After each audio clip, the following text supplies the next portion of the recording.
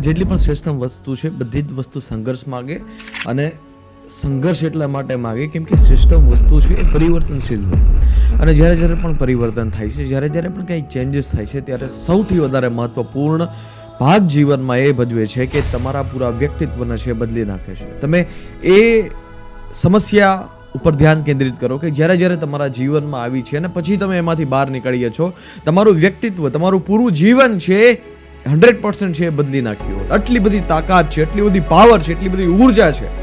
આપણે એ સ્વીકારવા નથી માંગતા કે પ્રકૃતિ આપણી માં છે અને માં આપણા માટે કરે એ બધી જ વસ્તુ છે એ જીવનમાં શ્રેષ્ઠતમ દરજ્જાની હોય. આ જ્યારે આપણે સ્વીકારવા નથી માંગતા, ક્યાંક ને ક્યાંક ત્યાં આપણે જીવનમાં છે પાછળ પડીએ છીએ. આપણે પરિવર્તનને સ્વીકાર નથી કરવા માંગતા, પરિવર્તનને આપણે જીવનમાં એક બોજ સમાન માનીએ છીએ. જ્યારે આપણું કામ છે કોઈ પણ નાની વસ્તુથી થઈ જતું હોય તો મોટી વસ્તુની શા માટે જીવનમાં જરૂરી છે?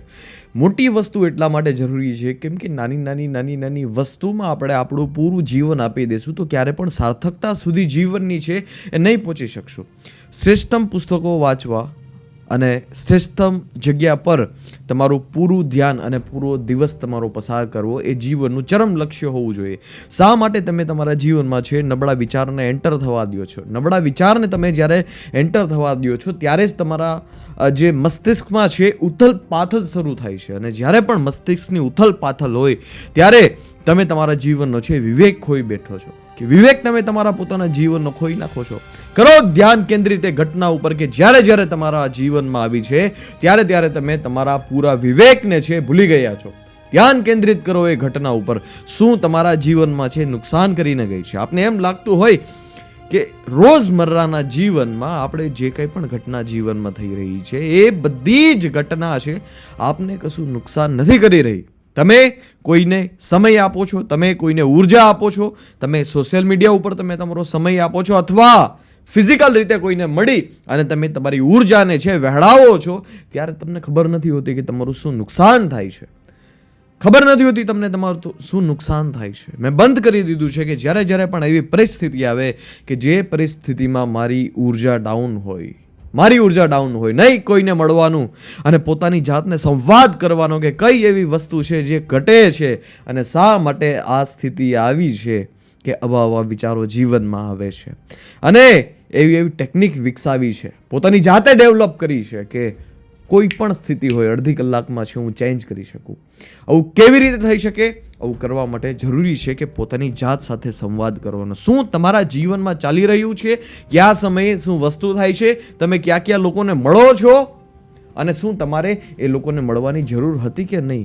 શું તમારો સમય બરબાદ થયો કે નહીં? કેલ્ક્યુલેટર વગર જીવનનું બધું નકામું છે. કેલ્ક્યુલેટર વગર બધું નકામું છે. સમયની સાર્થકતા જોશે તો જ વાત બનશે. સમયનો એક માપદંડ જોશે તો વાત બનશે. શ્રેષ્ઠ નિર્ણય એટલા માટે નથી કરી શકતા કેમ કે 24 કલાકમાં આપણે કંઈ શ્રેષ્ઠ કરતા જ નથી.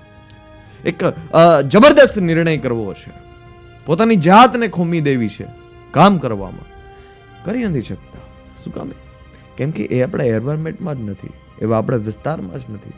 મગજમાં જ એવો કચરો ડેટા ભરેલો છે કે જે કંઈ કામનો જ નથી.